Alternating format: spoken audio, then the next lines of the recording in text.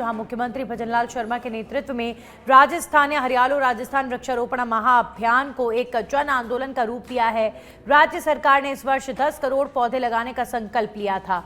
अब तक 10,21,22,351 पौधे लगाए जा चुके हैं। इनमें व्यक्तिगत वृक्षारोपण संख्या 37 लाख, ब्लॉक स्तर वृक्षारोपण संख्या 9,83,00,000 और 70,817 रही।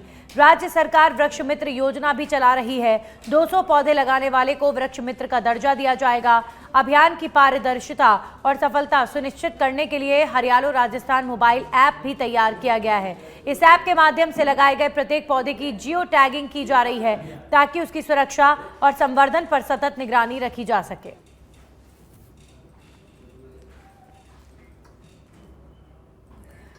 श्रीगंगानगर से इस वक्त की बड़ी खबर, जहां केसरी सिंहपुर में एसीबी की कार्रवाई। पटवारी पंखीलाल मीणा को 95,000 की घूस लेते ट्रैप किया गया है। परिवादी से क्लेम भुगतान की एवज में रिश्वत लेने की सूचना मिल रही है। श्रीगंगानगर एंटी करप्शन ब्यूरो द्वारा कार्रवाई जारी है।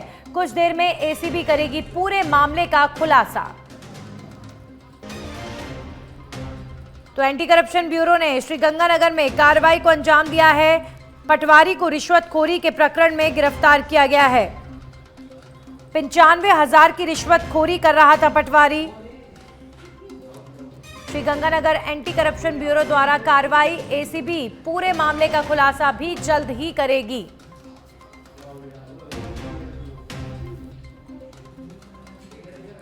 और अब खबर टोंक से है, जहां पर सोहिला में गुर्जर समाज की महापंचायत, जिला कलेक्टर और एसपी को मौके पर बुलाने की मांग। तय समय पर मांग पूरी न होने पर हाईवे जाम की चेतावनी दी गई है। छोटू गुर्जर की 16 सितंबर 2024 को हुई थी संदिग्ध मौत। मृतक के परिजनों ने जताई थी हत्या की आशंका। मृतक के परिजन को आर्थिक सहायता समेत कई मांगों को लेकर महापंचायत रखी गई थी और यह भी अल्टीमेटम दिया गया है कि अगर मांगे नहीं मानी गई तो जल्द ही हाईवे जाम भी किया जाएगा। छोटू के परिवार तो छोटू गुर्जर की मौत के मामले को लेकर शासन प्रशासन की कार्यशैली से नाराज परिजन। छोटू के परिवार से करूंगा, लेकिन ये साफ है कि अगर 1 घंटे में प्रशासन नहीं आया तो 2 चीजों में से एक काम जरूर होगा, या तो हाईवे जाम होगा या आज टोंक की कलेक्ट्री पर घेराव होगा। क्या तैयार है? तुम यहाँ हाईवे जाम करोगे तो पूरा प्रदेश जाम होगा। तुम यहाँ टोंक घेरोगे तो पूरे जिले घेरे जाएंगे। ये मैं आपको वादा कर रहा हूँ। लड़ाई कमजोर करनी होगी, क्योंकि हमने प्रशासन को 11 महीने का समय दे चुके हैं। एक मनीषा हत्याकांड कल से हरियाणा में चल रहा है। 3 दिन के अंदर मुख्यमंत्री भी बोल रहा है, प्रशासन भी बोल रहा है, या तो मरा हुआ समाज समझ लिया। वहीं कोटा के केंद्रीय नारकोटिक्स ब्यूरो में एक इंस्पेक्टर और एक हवलदार के फर्जी तरीके से भर्ती होने का मामला सामने आया है। आपको बता दें कि फर्जी तरीके से भर्ती हुए इंस्पेक्टर और हवलदार की जगह परीक्षा किसी और ने दी और नौकरी इन्होंने ज्वाइन कर ली। नारकोटिक्स उपायुक्त नरेश बुंदेल ने बताया है कि इनके बारे में शिकायत मिलने पर कार्रवाई की गई तो पूरे मामले का खुलासा हुआ है, जिसमें दोनों के फिंगरप्रिंट और फोटो चेक करवाए और जब मिलान नहीं हुआ तो दोनों को बर्खास्त कर दिया गया। साथ ही दोनों को नोटिस देकर 1 महीने की अवधि में भी सभी भुगतान वापस करने के लिए कहा गया है। इंस्पेक्टर प्रदीप ने कोटा ज्वाइन किया, इसके बाद झालावाड़ और वर्तमान में प्रतापगढ़ में तैनात था। नौकरी के दौरान कुछ एक का केस भी बनाए हैं। इसके बाद ही इसकी शिकायत ब्यूरो के अधिकारियों को मिली। इंस्पेक्टर ने अपना ID जमा नहीं कराया तो विभाग ने इसकी सूचना भी प्रकाशित करवाई है। और अब खबर बांसवाड़ा से है, जहां पर गढ़ी और अर्थूना तहसील के ग्रामीणों ने स्टेट हाईवे आंजना स्थित टोल बूथ को लेकर आपत्ति दर्ज करवाई है। ग्रामीणों का कहना है कि 1 अगस्त से प्रारंभ हुए टोल संचालन से 20 किलोमीटर परिक्षेत्र के हजारों लोग प्रभावित हो रहे हैं। ग्रामीण लोग रोजमर्रा की जरूरतों, पढ़ाई, रोजगार, कृषि कार्य और सेवाओं के लिए दिन में कई बार इस मार्ग से गुजरते हैं। ऐसे में बार बार टोल शुल्क देना स्थानीय नागरिकों के लिए भारी बोझ साबित हो रहा है।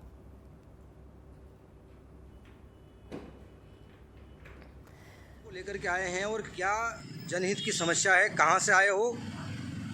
हम अर्थूना पंचायत समिति हेडक्वार्टर अर्थुना के सभी स्थानीय क्षेत्रवासी हैं जो आजना स्थित स्टेट हाईवे 10A पर टोल नाका बनाया गया है आजना के अंदर।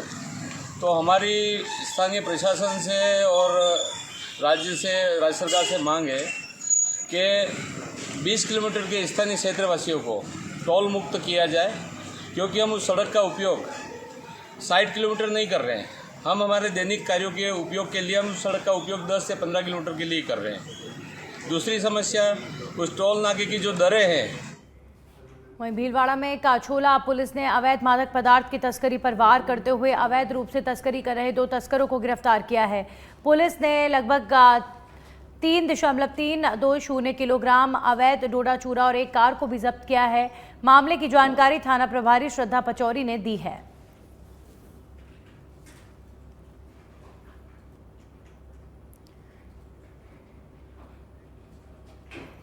और अब खबर पोखरण से है, जहां पर 2 दिनों में 4 चोरी की वारदातें सामने आई हैं। खड़ी कार के अंदर से बैग लेकर भागे चोर। पुलिस थाने से महज कुछ दूरी पर खड़ी थी कार।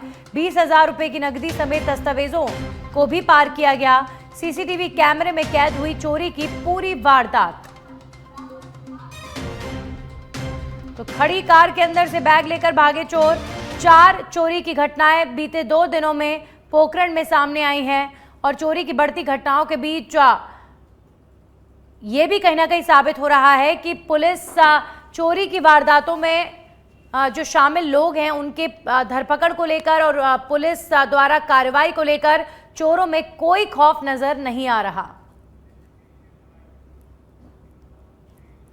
और अब खबर खैरतल के भिवाड़ी से है, जहां पर सातलका गांव की संतरा लेबर कॉलोनी में सनसनीखेज वारदात सामने आई है। किराए से रहने वाले बिहार के भागलपुर निवासी गुड्डू का शव उसके कमरे में संदिग्ध अवस्था में मिला है।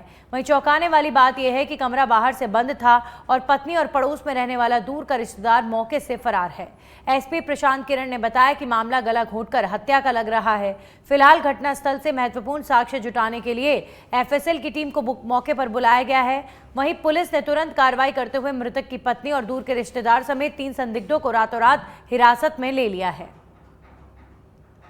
वैसे तो ये सामाजिक चर्चा का विषय है। क्राइम, खासकर ऐसे क्राइम्स जो होते हैं, पैशनेट क्राइम्स होते हैं, वो कभी कभी जब आप हाइटेंड इमोशन स्टेट में होते हैं तो कई बार बातें बढ़ जाती हैं। तो कभी भी ऐसा इसमें एक बचाव के लिए हो सकता है कि कभी भी ऐसा लगे किसी को कि वहीं भरतपुर संभाग के सबसे बड़े जुनाना अस्पताल में बड़ा हंगामा हो गया है। नमक का कटरा निवासी आकाश की पत्नी पिंकी को प्रसव के लिए भर्ती कराया गया था। ऑपरेशन के बाद उसे बेटी हुई और दोनों को सुरक्षित वार्ड में शिफ्ट किया गया है।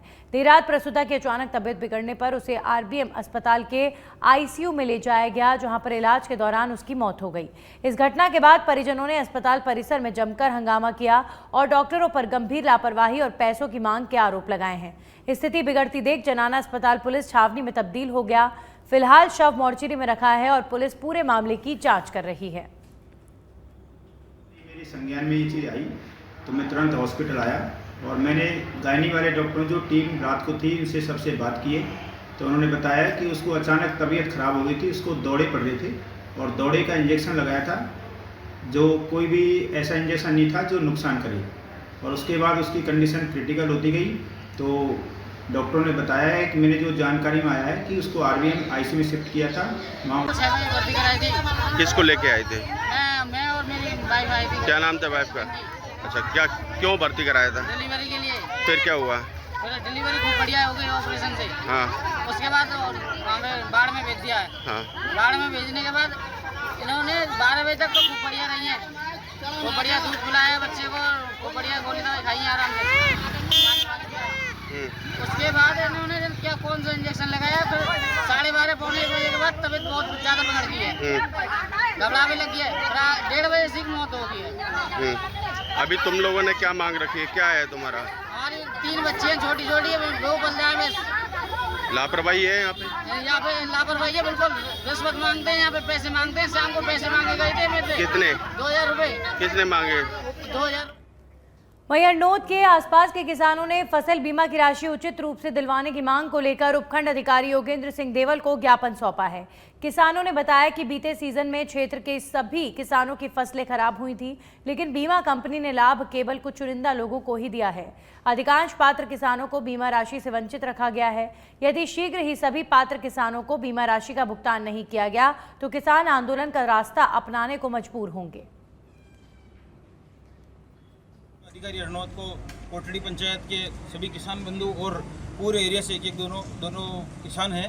हम यहाँ इसलिए एकत्रित हुए थे और महोदय को ज्ञापन दिया है कि पिछले साल फसल खराब हुआ था और सभी किसानों से बैंकों के द्वारा बीमा कंपनी ने सबसे प्रीमियम ली थी, लेकिन कुछ लोगों के अभी 10-15 दिन पहले पैसे 7-8 दिन पहले पैसे डाले हैं और कुछ लिमिटेड पैसे डाले हैं।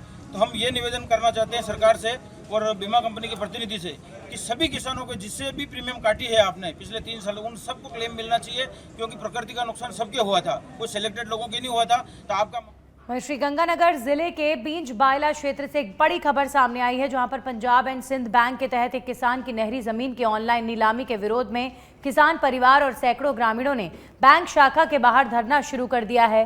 धरना दे रहे किसान परिवार ने आरोप लगाया कि बैंक ने 27 सैमल के किसान की 18 बीघा नहरी जमीन की ऑनलाइन नीलामी कर दी, जबकि इस मामले को लेकर प्रशासन की मौजूदगी में एक समझौता हुआ था जिसे अब तक लागू नहीं किया गया। किसान परिवार ने चेतावनी दी है कि अगर जल्द समाधान नहीं निकला तो वे आमरण अनशन शुरू कर देंगे। वहीं अलवर के रामगढ़ के राजकीय महाविद्यालय के छात्र छात्राओं ने बुधवार को विरोध रैली निकाली। उन्होंने एसडीएम अनिल कुमार मीणा को ज्ञापन सौंपा है। छात्रों ने बताया कि जुलाई से कॉलेज की पढ़ाई शुरू हुई थी। झालावाड़ में स्कूल बिल्डिंग गिरने की घटना के बाद पीडब्ल्यूडी विभाग ने कॉलेज बिल्डिंग को खंडर घोषित कर दिया। कॉलेज में 540 छात्र छात्राएं पंजीकृत हैं।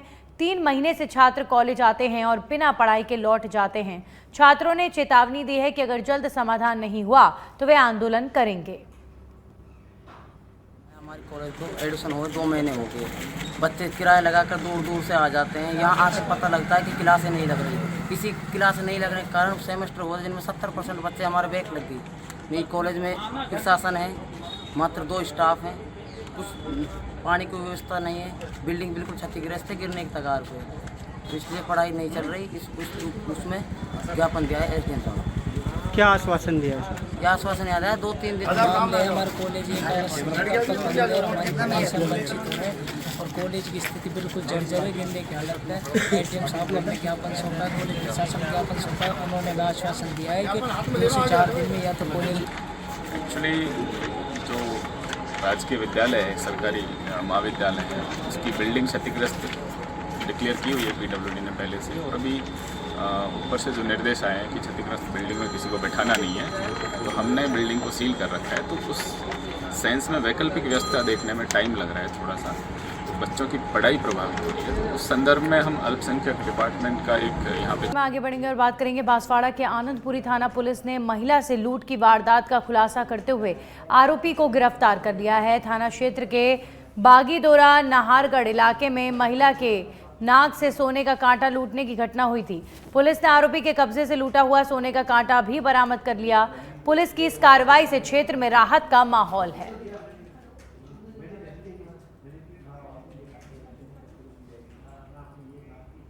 वहीं स्टीयरिंग फेल होने से सड़क किनारे खेतों में पलटा ट्रैक्टर, 6 जने हुए घायल, 2 जनों को हायर सेंटर रेफर किया गया है। धौलपुर जिले के राजाखेड़ा धौलपुर मार्ग पर मिठावली मोड़ के पास बुधवार दोपहर एक ट्रैक्टर अनियंत्रित होकर पलट गया।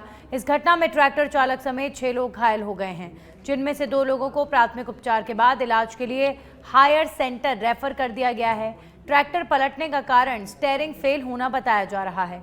घटना को लेकर घायल रवि पुत्र दाताराम निवासी जैतपुर ने बताया कि बुधवार दोपहर वो हिम्मत सिंह पुत्र तेज सिंह, विशंबर पुत्र पंचम सिंह और राम लक्ष्मण समेत और भी कुछ लोगों के साथ जैतपुर गांव से ट्रैक्टर के द्वारा राजाखेड़ा बाजार अखंड रामायण पाठ के भंडारे का सामान लेने के लिए जा रहे थे। तभी मिठावली रोड के पास ट्रैक्टर की स्टीयरिंग फेल हो गई।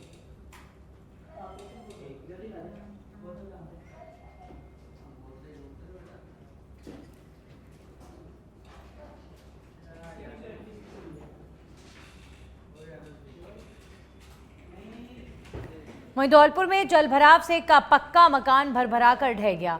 कोलारी थाना क्षेत्र के बाल का नगला गांव में अचानक से पक्का मकान भरभरा कर ढह गया। गनीमत रही कि घर के 9 सदस्यों ने भागकर जान बचाई।